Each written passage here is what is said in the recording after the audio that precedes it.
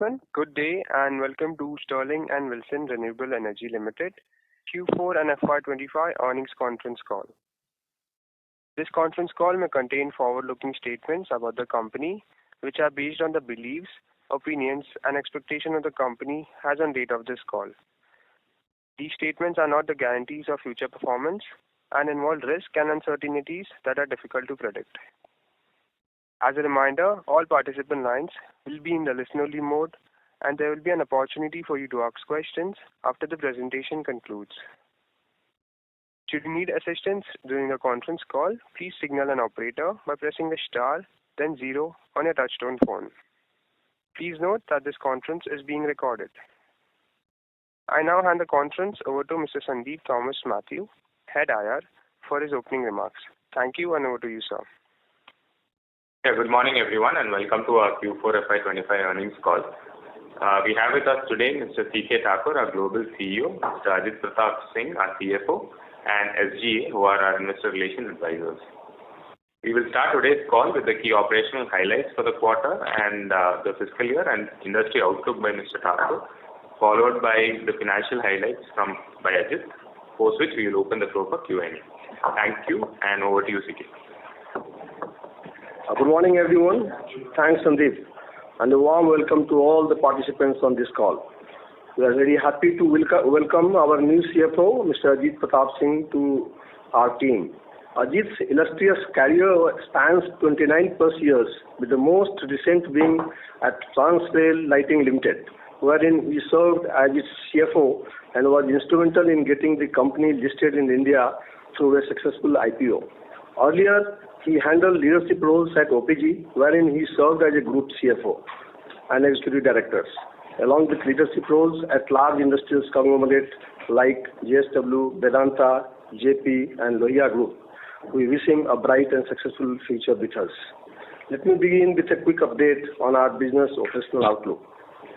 Beginning with our order book position, we closed the full year with a total order inflow of INR 7,051 crore. Of the total order inflows, the domestic market contributed nearly INR 5,900 crores, or approximately 84% of the total order inflow in FY25, with the rest coming from the international market, comprising the 2 South African projects we won earlier during the fiscal year.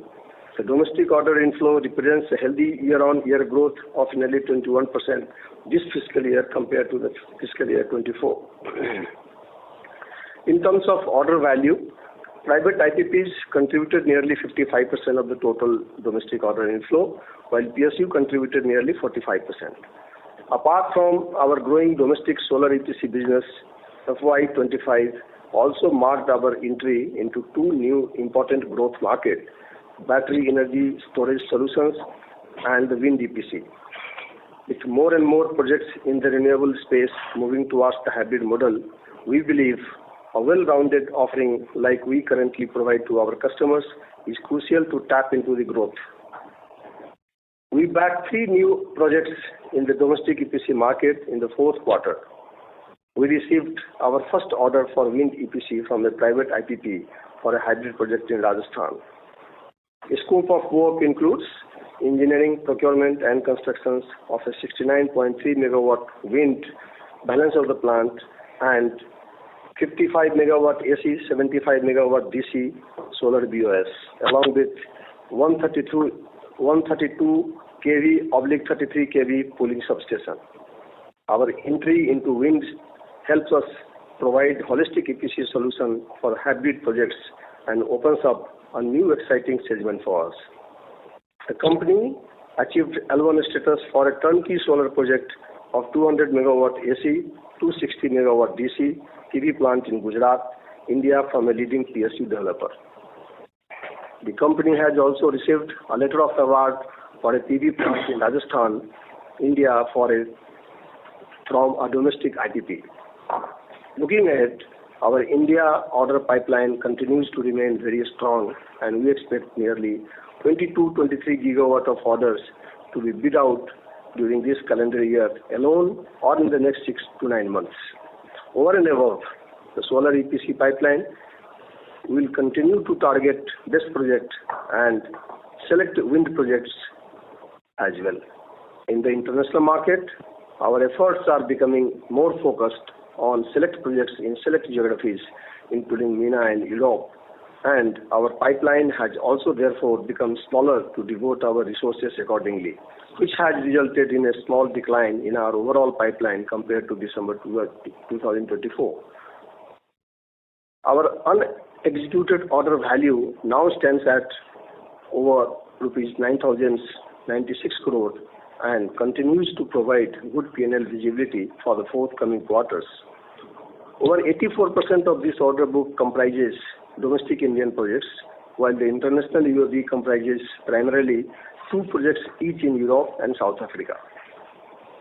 In terms of execution, our scale-up plans continue to remain on track, and the improved top line of Q4 is a sign of our efforts, and we are committed to address challenges of increasing non-trend based limits and achieving better open credits terms with the key suppliers. Thanks to our associates, partners, vendors and subcontractors and our internal team members for relentlessly working to achieve the Q4 top line. We continue to judiciously evaluate projects in India and overseas and are mindful of having to remain patient in order to target profitable orders. Moving to the Nigeria project, we are still awaiting final order signing and closure. Also, as has been mentioned in earlier calls, post-order signing, we expect the project to take 6 to 9 months to achieve financial closure. We would like to reiterate that the lumpiness in order inflow is to be expected with EPC companies like ours, and timelines for achieving projects closure could vary depending on a host of factors, including finalization of contractual terms, finance, etc. Our O&M portfolio outlook remains strong, and our portfolio stands at 8.7 gigawatt as of March 2025. As stated in the previous call, our large stream of EPC projects, which are nearing completion in the next couple of quarters, will also feed a good pipeline of new projects for O&M, which should aid a meaningful pickup in revenues in these segments from second half of financial year 26. Moving to industry outlook, the Indian renewable story continues to make strong progress, and India will continue to be our single largest focus market. According to MNRE, the country's installed solar capacity reached 105.6 gigawatt as of financial year 25, just 35% of 300 gigawatt target set for 2030. Financial year 25 witnessed a record-breaking additions of nearly 24 gigawatt in solar capacity, sharply up from 15 gigawatt in financial year 2024. This surge was largely driven by utility-scale projects, which contributed nearly 17 gigawatt and is our core focus market. Despite the record achievement, the pace still falls short of annual run rate needed to meet 2030 target. On the regulatory front, the greenhouse gases emission intensity target rules 2025 sets a specific emissions intensity threshold across industries, reinforcing India's ambition to achieve net zero by 2070. There is a substantial financial and strategic incentive for industries, especially in steel, cement, and aluminium, to transition to renewable-based electrification, which, in our view, can continue to drive the private IPP market and C&I space. As India integrates higher shares of intermittent solar and wind power, the importance of grid stability has grown exponentially. Battery energy storage systems are now pivotal to balancing supply and demand and ensuring a resilient grid. In a decisive move, the Ministry of Power has mandated that all upcoming solar projects include co-located solar storage systems with at least 2 hours storage capacity, equating to 10% of the installed solar capacity. This initiative aims to improve grid reliability and will be essential to integrate the anticipated 500 gigawatt renewables capacity by 2030. The sharp decline in cost of lithium and battery, bolstered by advances in technology and expanded manufacturing capacity, has also made these projects more viable. Central Electricity Authority's National Electricity Plan outlines India's scale of storage ambitions, with the market expected to grow exponentially in the next 5 years. India's wind energy sector is also seeing a revival. A noticeable shift is underway in the structure of wind tenders. Increasingly, new capacity is being awarded through firm and dispatchable renewable energy projects, which combine solar and wind components, and is a market we are increasingly looking to target. While there are several positives, yet challenges remain. Competition in domestic EPC sectors has been pretty strong this fiscal, but we have continued to hold our own with patience and disciplines. Domestic manufacturing of solar modules and cells have been trailing demand, and the DCR content requirement of cells poses a risk of pricing and availability. Proposed US tariff has added another layer of complexities, especially for our suppliers, and we are closely monitoring and working with our suppliers to mitigate pricing risk to the extent possible. It's a fast-growing domestic market, a strong balance sheet. We believe we are positioned to tap the growth. With this, I'll ask Ajit to take you through the consolidated financial highlights. Thank you very much. Thank you, CKT. Thanks a lot. We are very pleased to report that the company achieved its highest quarterly revenue since listing. That's a big achievement. And our revenue has grown by around 114% year on year.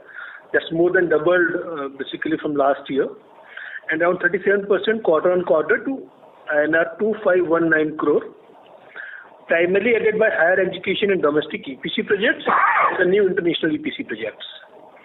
For the full year also, we have seen substantial growth, and our revenue has grown more than double by 108% year on year to INR 6302 crore. In respect of our gross margin, our consolidated Q4 gross margin was approximately 10.4%, while our full year gross margin was 10.1%. Looking at the segment-wise result, our full year domestic EPC gross margin has trended back to our target range of 10%, while our international EPC gross margin was approximately 8% because of certain legacy projects. Our O&M margin for the full year, if you see, that was approximately 21%, and there was a write-off of around 4 crore also in the last quarter. Our operational EBITDA, that is operating revenue less recurring overhead, was 158 crore this quarter. That's around 6.3% EBITDA margin, compared to approximately 90 crore in quarter 3. And that is reflective of the operational leverage achievable through improving execution pace in the company.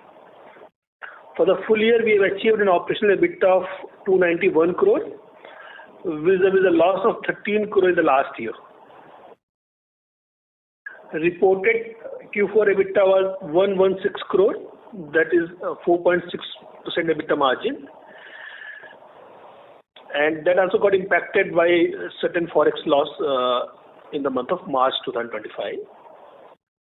For full year, reported EBITDA was 276 crore. That's a growth of impressive 411% compared to the last fiscal. Quarter 4 profit before tax was 87 crore, and that's a growth of around 112% sequentially. And for full year, our EBITDA was 163 crore, vis-a-vis a loss of 172 crore in the last year. Reported quarter 4 PAT was 55 crore, and that's significantly high if you see compared to the last year. There was non-cash deferred tax asset charge of 18 crore in this quarter. We have been incurring this charge since quarter 4 FY24 due to standalone profitability. The remaining deferred tax asset on the books is approximately 23 crore. and we reported full year PAT of 86 crore compared to loss of 211 crore in the previous fiscal. As CKT alluded to in his opening remarks, we have continued to make positive strides in our execution scale up as seen in Q4 results and will continue to do the same. Now coming to balance sheet, our net debt has seen a marginal increase of 3 crore compared to last quarter and was at 178 crore at 31st March 2025. Gross debt, however, has increased.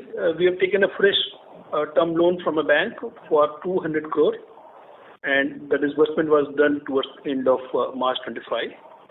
And that has also led to higher cash balance because that loan was disbursed and we were keeping in our books and we have not utilized as on 31st March 2025. With this, now we can open up the floor for questions and answers. Thank you.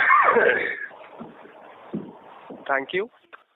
We will now begin the question and answer session. Anyone who wishes to ask a question may press star and 1 on their touchtone telephone.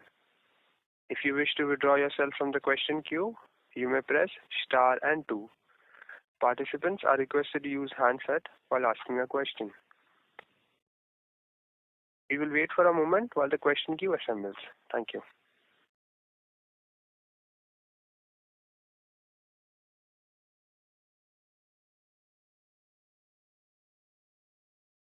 The first question is from the line of Rohit Natarajan from Aditya Birla Sun Life. Please go ahead.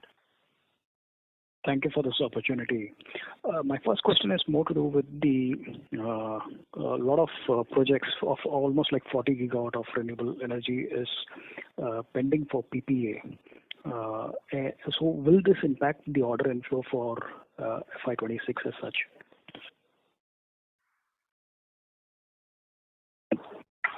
So the pipeline that you have indicated in my initial remarks, so the projects close to 22-23 gigawatts are slated to be bid out in Q1, Q2 that are not impacted because of any other issues, PPA signing and other issues. I mean, the next quarter onwards it may, but in Q1, Q2 this does not have any impact on our order inflow. If I look at the historical market share as such, would it be fair enough to say maybe we can clock out of this 22-23 gigawatt total serviceable market, maybe 30% market share, 6 gigawatt kind of inflow should be possible? It's difficult to guide you at this stage because historically, if you see the Q1 has been, witnessing the closure of the projects which has spilled over from the Q4, right? So there, if you look at, out of 22 gigawatt, no new project seems to be tendered out. Only those projects are there in the market. And looking at our the hit ratios, we are hopeful of getting better shares out of out of the projects that have been bidded out. Got it. On the international front, the Nigeria order, we've been reading something about there are some import restrictions, local content policies, financial and currency challenges within Nigeria, and obviously this has led to a prolonged delay and put all the renewable energy projects in slow track in that country as such. And there don't seem to be a near-term fix for that. Is that a cause for concern, or do you see that probably we should expect further delays in this region to get further order inflows as such? I appreciate your concerns. So there has been delays. In the country like African regions, the things move slowly. But there is no negative news as such. Even after the Trump tariff policy announcements, it's procedurally getting delayed. That's it. So I can't say at this stage that the project is has any negative news. Should not be a concern going forward. So US is committed to the project. This is being funded by US Exim, and they are still committed for the project. So there are delays, but there is no major concern, we believe. So I was reading somewhere like the Nigerian government is trying to promote the local manufacturing. So if you don't have the module and panels in there, locally made, things can possibly get further delayed. Plus, obviously, you have had the Nigerian idiosyncratic issues like the currency issues fiscal incentives not adequate enough. So is that being, I'm talking about the country-specific issues. That's the thing been lingering for a while. No, Mr. Natarajan. So, I mean, since this is EXIM-funded project, right, and the supplies have to come from US and other markets, right, and therefore any local regulations on the supplies, I don't foresee that it will be deviating from the original terms and conditions of the contract, right, that we have been discussing with them. Got it. And sir, my final question is more to do with the financial results part on the non-recurring overheads, currency fluctuations part. I understand some 15% of the order backlog we still have international exposure. If you could give us some guidance or some color on how these non-recurring overheads will pan out in FY26, plus also the DTA impairment, how much further it is to be impaired in FY26. How will we get back to the normalized tax rate as such? Sure. So, in terms of non-recurring overheads, majority of the portion is one-time write-off of bad debts and certain ECL provisions we have taken in the current quarter. In terms of forex losses, this is because the currency was very volatile in March, and these are primarily mark-to-mark translation losses. These are not the transaction loss. Because of our exposure to our other subsidiaries in Dubai. So this is basically only big book entry, not the transaction loss. And what was your second question? Sorry. The deferred tax assets impairment. Yeah. In deferred tax, as of now, we have basically this is due to the difference or the expenses which are not allowed in tax. Primarily, as of now, these are like provision for bad debts, leave encashment, gratuity, provision for gratuity, and provision for bonus. And as of now, we have outstanding amount of around 22-23 crore that is expected to be utilized in next year or next 1 or 2 years. Sure, that's it from my side. Thank you. Thank you. Ladies and gentlemen, in order to ensure that the management is able to address questions from all participants, please limit your questions to 2 per participant. The next question is from the line of Ganeshram Rajagopalan from Unifi Capital. Please go ahead. Thank you for taking my question. I have 2. This is just in follow-up to what Rohit had asked. The first one is on the foreign exchange loss. Could you please detail that a bit more for us? Because my understanding is that there are some hedges on the projects that you undertake, and there is some amount that you give to loans in terms of loans to subsidiaries that you do not hedge.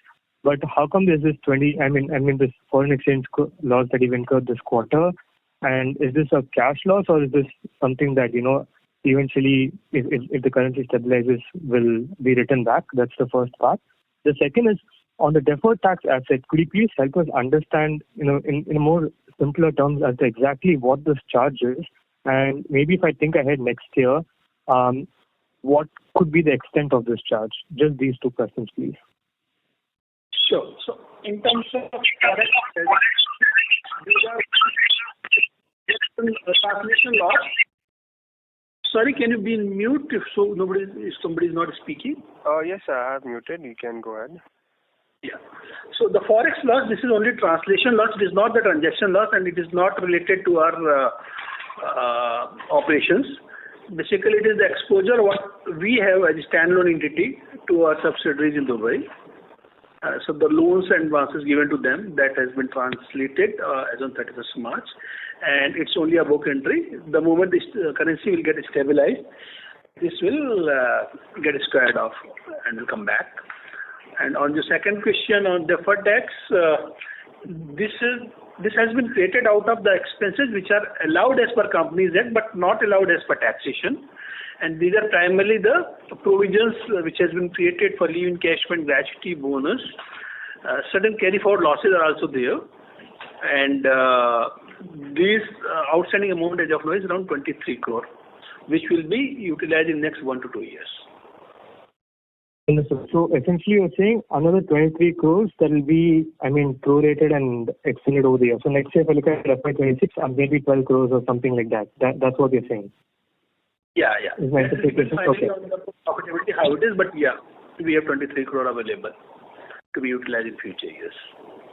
Understood. And maybe if you could just tell us the non-fund limits, right? Have your drawable limits and sanction limits changed? Yeah. So as of now, we have a total limit of non-fund based limit of around 4,500 crore, as against the appraised limit of that's very high, around 10,000 crore. And we are also, because now business is improving and margins are better, we are in constant touch with our lenders as well as some new banks to get sanction of some additional non-fund based limits to help the operations. Is there a timeline as to when that will materialize? So it will be gradual. We expect something to materialize in this month itself, basically in May, and in first quarter some more limits might come. We are also. If that comes, will the 2,000? If that happens, will you be able to execute around 2,500 crores a quarter sustainably in this month? With what you get this month? Factor will execution will be through non-fund based limits as well as the open credit which we get from the vendors. So depending on the execution speed and other factors, we can do the execution. So non-fund based limits is one of the factors. That will also help in getting new contracts. Basically, our non-fund based limit is generally interchangeable between LC and bank guarantee. So we can use judiciously wherever it is required to get new projects and offer the bank guarantee for them, or to give LC to our vendors and get more supplies. Maybe let me, I'm sorry, I know it's a follow-up, but maybe let me just ask this another way, right? So assuming we get the non-fund limits through, does this mean in Q1, Q2 you can exceed your Q4 run rate, or will it be muted compared to that? So last quarter, if you see, we have executed more than 2,500 crore. It means we can execute even with the current limit 2,500 crore if other factors are favorable happening. Okay, sir. Thank you. Thank you. The next question is from the line of Kunal Shah from DAM Capital. Please go ahead. Yeah, hi sir. So a couple of questions. Now, the first bit, as the base has been like reset for the company, for F25, how are we expecting the order inflow and revenues for F26 in a base case scenario? Any revision or changes to the previous guidance? Yeah, so as you are aware that the renewable industries depends on a host of factors, and while the Q1, Q2 pipeline seems to be visible, the clear visibility for Q3 and Q4 project by projects is still to be worked out. While you can clearly see from the National Growth Plan perspective, I mean the overall opportunities in FY25-26 will be better than the last fiscal. And therefore, I mean, based on our trend abilities and we now expanding into the wind and the solars, we clearly can foresee that, I mean, our order book positions will be better than this fiscal. Okay, understood. So just thinking it a bit differently, let's say we close with the 9,000 crore order book. Now, out of this 9,000 crores, how much will get reflected in the F26 as revenues based on the timelines? We can overall say that we'll be exceeding this year's revenue target by 15-20% from the UAV that we have on 1st of April, and the new orders will be coming. This is primarily because of many factors that is impacting the project commissioning and other things. But the growth prospect seems to be definitely better than this year's, and say the growth would be something better than, I mean, in the range of 15-20%. Yeah. The F26 over 25 should be 15 to 20% revenue growth essentially. Yeah. Okay. Now, secondly, you mentioned on the fund and non-fund based limits, like now just, when we start the year with this 4,500 crore non-fund based limits, what is the revenue potential basis that and, some assumptions with respect to the open credit, etc. And secondly, for this 15 to 20% growth in terms of revenues, what are we factoring in terms of our limits going up, basically, during the first half of F26, if any? So as of now, the limit is sufficient to meet our target. However, the moment we'll get additional limits, our open credit will reduce that because that's more expensive. Non-fund based limits come at a better cost, and we expect some additional limits to come in first quarter itself before June, and then maybe some more limits will be tied up in Q2. So we are speaking with the banks, existing lenders as well as the new lenders, and we expect a good progress in terms of getting new non-fund based limits. Fund based limits we don't require. In fact, we don't get drawing power also because we have negative working capital. So we'll require only for non-fund based limits for our business growth. Understood. And is there any assumption of the open credit business that we'll be doing for F26? And what was it during F25? If you could just help with that. It's a mix of both, basically. Sometimes, like LCs, sometimes we give for 3 years, but we get it paid in 1 month. So we keep a judicial mix of both open credit as well as the limits available. There is not a specific percentage that this much will be open credit, this much will be under non-fund based limits. It depends on the availability basically. And non-fund based limits also because it is interchangeable with bank guarantee and LC. So we use wherever it is required most for the growth. If we require more towards new business, we give bank guarantee instead of LC, using LC to vendors, and we get support from vendors to get the open credit. And that also depends on the project timeline, etc., right? Got it. And just lastly, there appears to be this constant volatility in the O&M gross margin business. Like the last quarter, we thought, we are nearing that 25% or steady state, but now, there's some bit of dip this quarter again. Is there a one-off over here? This is one-off for the quarter, but this O&M business, you have to see holistically for full year. For full year, we can safely assume this year we've done around 20% gross margin in O&M business. Safely we can presume that we'll be in 20 to 25% range in terms of O&M margin. This year there were certain one-off expenses which we booked in last quarter. That's why quarterly O&M margin is low, but full year it is 20%.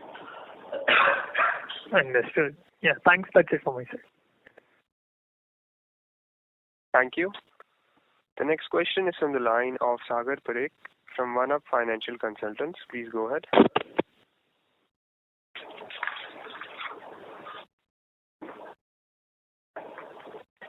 Hello, Mr. Sagar, your line has been unmuted. Please go ahead with your question.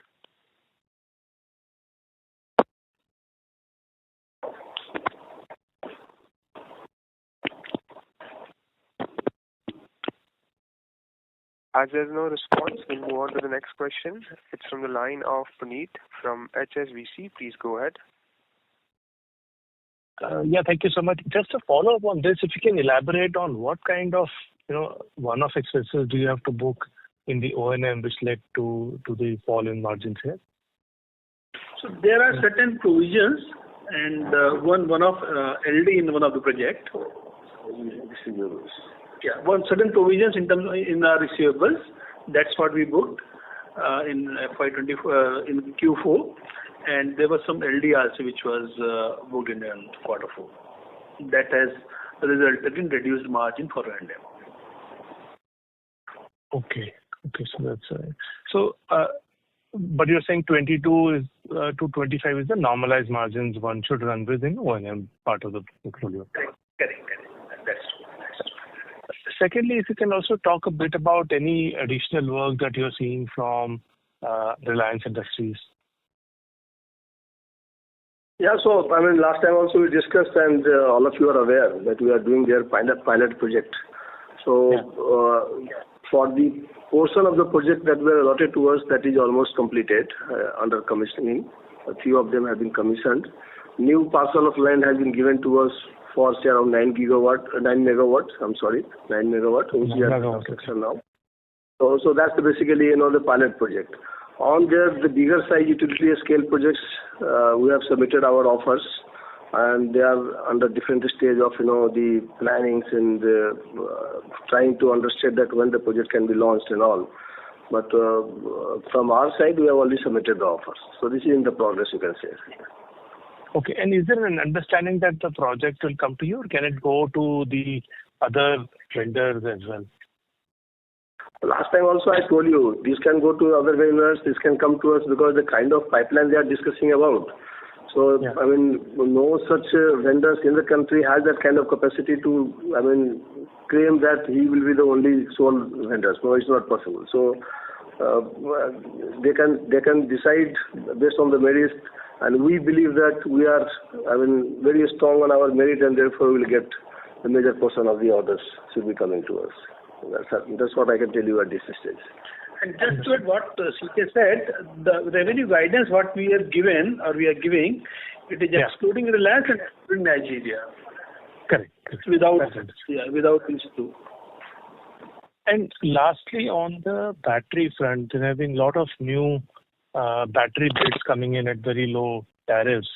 Are you seeing the benefit of that, both in terms of newer orders and also lower cost on the battery prices for projects which you are executing?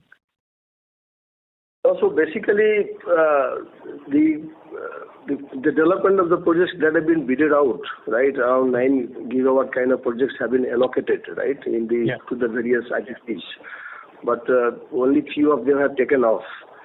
It is true that the lithium-ion battery prices have gone really historically down, and that's the reason that the government of India and the other, in fact, in the other globes also, people are trying to move from intermittency to the fixed power kind of thing. So either through the solar battery or through this as an obligation in the existing solar plant or the other establishments, or through maybe the solar, wind and battery. So market tractions will happen in this, I mean, through these segments, that is for sure. And if you see the tariff, the fixed tariff on the basically round-the-clock power tariff, if I say, so that is comparable to better than the fossil plant. That's what the people are claiming. So market traction definitely will be seen in these segments. So what I'm trying to understand is you have, other than the BES projects at JSW, which is in the limbo currently, do you have anything else which you are executing on the BES side? So we have executed few smaller projects for Reliance. We have executed, few projects outside India. So currently, other than JSW, no. But frankly speaking, now there are few tenders which are in the bidding stage. And having, got the very sound experience for the best projects domestically or internationally, we believe that we should be getting few, right. And can you give the size of this opportunity here currently, which is available for tendering? Currently the bids which are out under process, they are around 100 megawatt hour to 300 megawatt hour kind of things, few projects. But like NTPC is talking about 10 gigawatt hour of the pipeline in next few years. So everybody is trying to understand that how it's going to impact the market, what kind of the pricing would be there, so all those things. But since this obligation of 10% storage has come along with the solar plant, the market will definitely see the traction. Understood. And lastly, one clarification: the JSW order is a part of your order book, or is it still an MOU for? It's a part of our order. Okay. And what is the value of that? It is around, I think, 234 crores. 230. Around 250 crores. I don't remember the exact number, but it is, around 250 crores. Understood. That's very helpful. Thank you so much, and all the best. Thank you. Thank you. I would request all the investors to please limit their questions to 2 per participant, as there are several people waiting for their turn. The next question is from the line of Nirav Vasa from ASK Investment Managers. Please go ahead. Hello and good morning, sir. So my question pertains to the non-signing of PPA. The quantity of projects for which the PPAs have not been signed is quite huge. So wanted to understand your perspective. According to your understanding, why are the PPAs not being signed? And the second part of my question is how strong is the transmission and evacuation capacity in the country? The pace at which we are increasing the renewable capacity, is the transmission and evacuation capacity is working with the same length? These are the two questions that I have. Thank you. So basically, this question does not pertain to EPC company, right? Because EPC business comes only when the projects are basically in the market. So you are right. So, but as your overall business macro level, if you analyze, then signing of PPA, which is tariff adoption, and the connectivity issues. So those are two areas which have been, primarily from last couple of quarters, if you see, those who have been impacting the expeditious development of the project. So why it is happening is maybe basically because of, it's not our, the area to answer this question, but just for the macro perspective, I can answer you. That's basically the tariff adoption takes place in the state government, right? So it is for them to adopt the tariff. And some of the states, they feel that because of the declining price and all, it's becoming difficult for them to adopt that. So they're taking longer time. But the government of India has been harping on every state government to expeditiously sign and adopt all the tariffs, right? So that is one area. On the development of the transmission systems, so there is a committee set up with, nodal committee and all. So they are trying to see that to ensure the grid stabilities, how the green corridors can be maintained, and huge investments are there. All those the pipelines, the projects are under the advanced stage of construction and all. It will take some time, but temporarily, you are right that there is a jerk on the development of the PPAs that that are stuck up because of either the tariff reductions or some of the projects because of the transmission line. But otherwise, the target that we have been, if you see the this year target, the target was little more than what as a country level the people have achieved. Otherwise, the solar capacity of could have easily gone beyond 24 gigawatt that has been achieved this year. So those are the micro things that are impacting the business development. But it's okay. Other than that, also there are enough, the business pipeline that is being seen.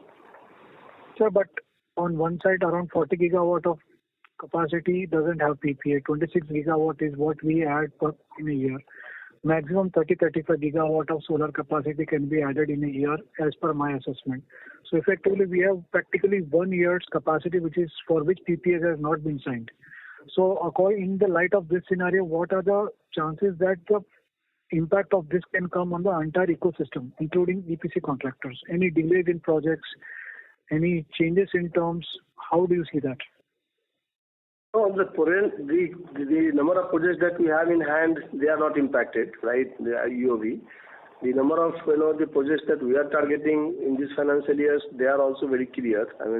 Either they are, our share, if you see, they are from IPPs and from CNI sectors. The CNI sectors are not impacted. The open access projects are obviously impacted, but then there are enough number of PPA and connectivity already signed, like NTPC and all. So they are all in the solar park. So they are all through. So the government tenders are not impacted because of that. So basically, at the minor level, if you say yes, there is jerk. The people are worried about. For sure. But then, if you on the broader levels, then companies do not have any options. We have to meet the target of 300 megawatt by 2030. That calls for around 50 gigawatt of bidding every year and execution of say 35 to 40 gigawatt. Right. So even if there is a shortfall, there would be enough space for us to play. Right. So that's the basically point. Thank you very much. Even if there will be shortfall, but then we have enough space to play. Thank you very much. Thank you. The next question is from the line of Purva Javeri from One Up Financial Consultant. Please go ahead. Hello. Hello. Yes. Yeah. Hello. I'm audible, right? So I wanted to ask, how much of the order book is in Khavda, and what is the risk to the project execution if there is India-Pakistan war?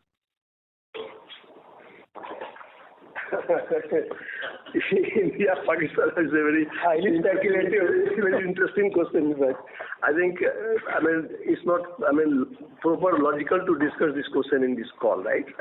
I'll skip this question. I'm sorry. But at least can you say how much is the order concentration in the Khavda order book concentration? Order book concentration is around 4+ gigawatt in Khavda, and they are at different stages of the project. Okay.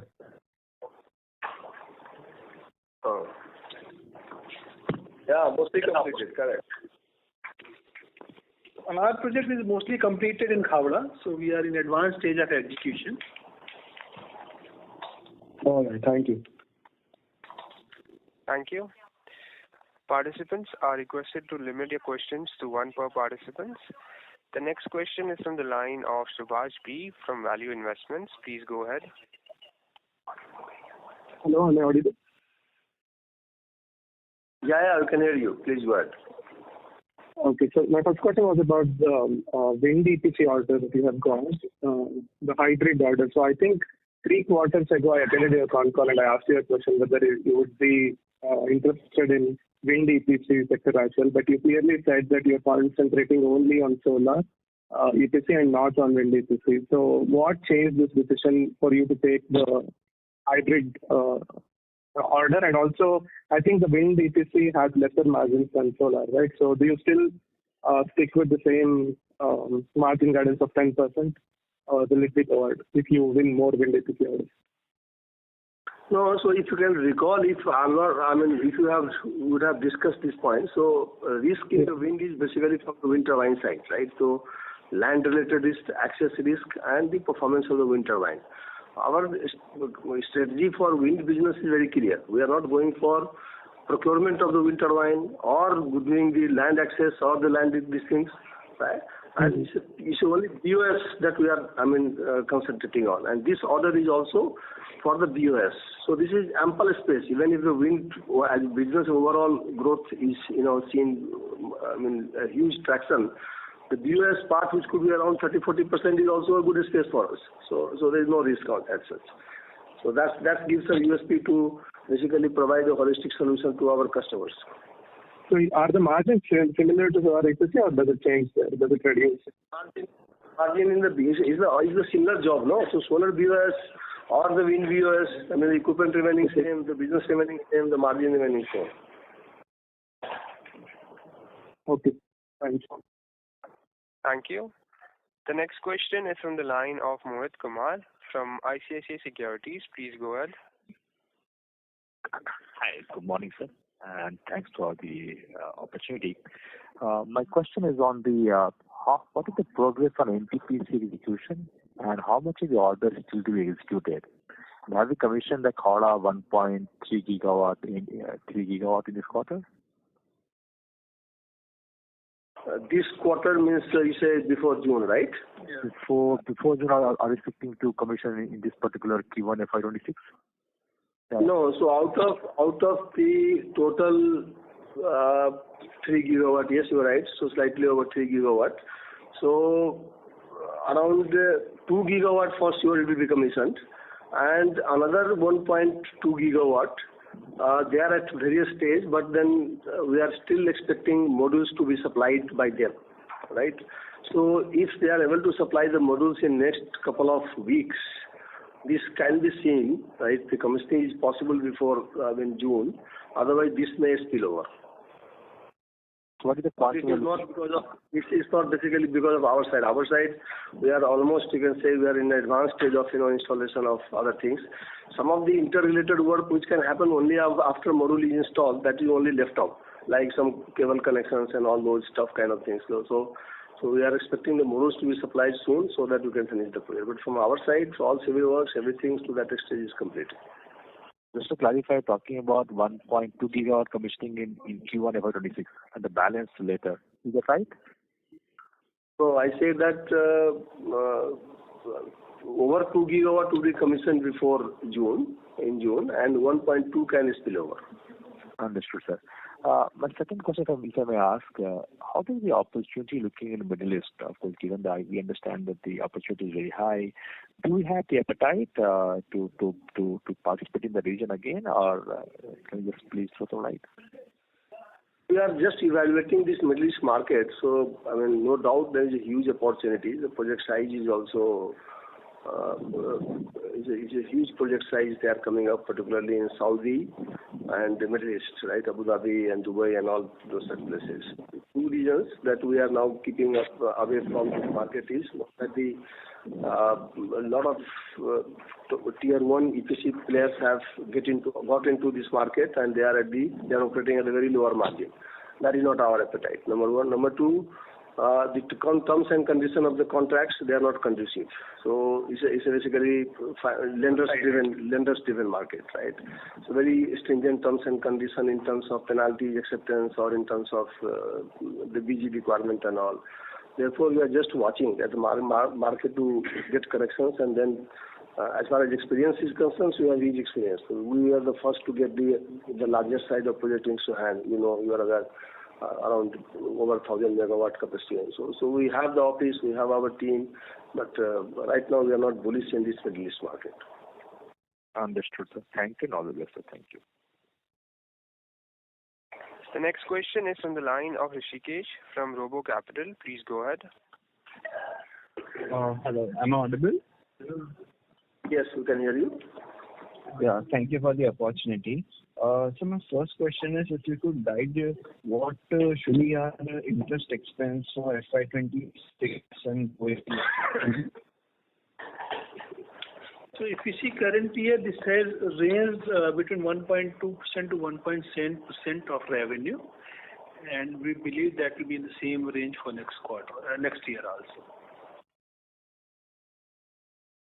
The interest expenses, what you see in the balance sheet, is not exactly only on the debt. There are certain other interests also, which includes interest on advances, interest on LC discounting, and some bank charges, vendor financing. So all those interests are there. So interest cost you cannot per se link with the debt outstanding. Interest has a lot of other components also, as I mentioned. And overall guidance will be in range 1.2% to 1.7%. Okay. Secondly, on Nigeria, could you update exactly what is the status there, and by when can we see the agreement to happen? I just explained sometime before. I'm not sure whether you were there. It's a very clearly spelled out that these things are getting delayed procedurally. And it may take some time, right? But the project is on. Okay. This is that when to sign up the contracts, but it will take 6 to 9 months after signing the contract for the financial closure, and then to get the NTP. Thank you. Sorry to interrupt. I would request please come back in the queue for further questions. The next question is from the line of Bhavik Shah from MK Ventures. Please go ahead.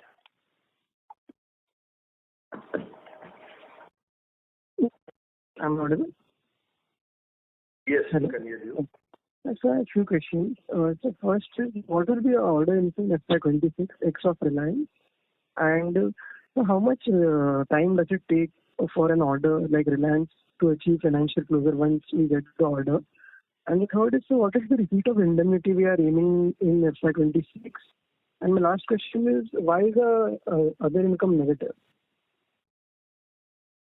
So I'll answer for the first question first, and then Ajit will take up for the another two questions. So financial closure is not something which pertains to me. So it's basically Reliance, once the project is concluded, is a EPC order that we will go for. And I don't think that's basically hindrance for Reliance projects to come up, right?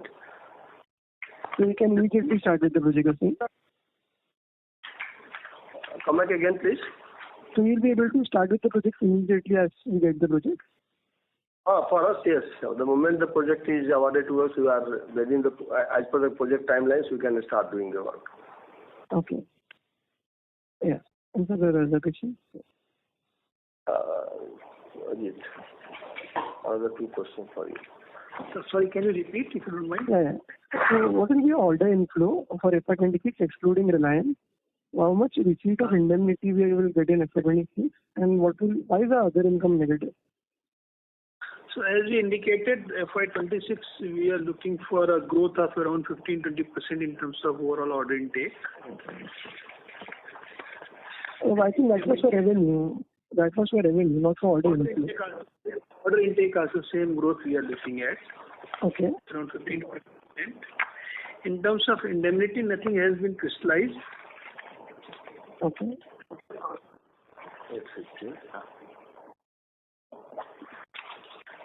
And yeah, so crystallized indemnity is not there, but around 850 crore we can expect to receive.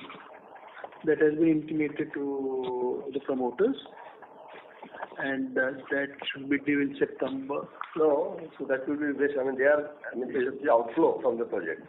850 crore is the current outflow from the project. Basically, the number that you see, that 850 crores is the outflow from the project, which is at the various levels of the litigations, understanding, and all those. Once crystallized.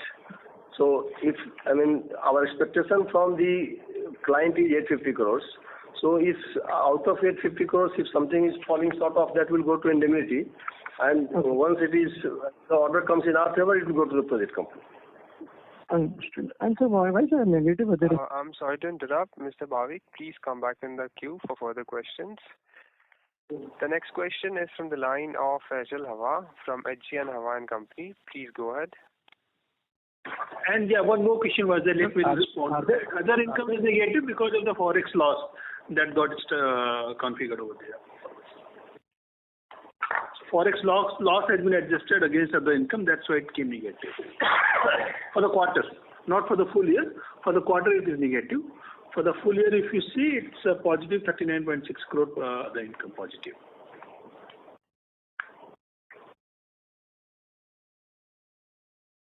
Okay, please go ahead. Yeah, is it clear? Yes, sir. Mr. Faisal, please go ahead with your question. Sir, what is the kind of reduction we are expecting from our fixed costs, like our central office expenses, in lieu of so much competition coming on from other players in EPC? Is there any chance that these expenses could be cut down so that we are much more competitive for newer orders? We will work on that, but as of now, will not indicate any reduction. We'll continue with the same trend what we had in the last year. And sir, are there any international orders that we are bidding for also, and what is the size of those orders that we have already bid, and have you budgeted for any wins there? Yeah, so as I have told you that our focus is more into domestic market.